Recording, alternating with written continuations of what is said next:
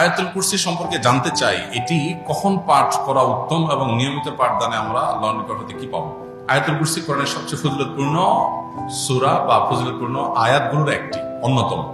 আল্লাহ তাআলার আলোচনা পুরো আয়াতে রয়েছে। এটাই আয়াতের মর্যাদা এবং শ্রেষ্ঠত্বের সবচেয়ে বড় কারণ।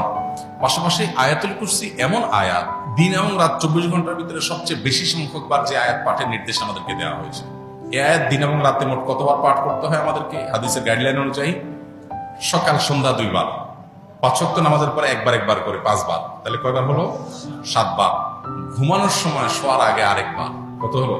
কমপক্ষে 8 বার আয়াতুল কুরসি পাঠ করা দিনে সুন্নাহ।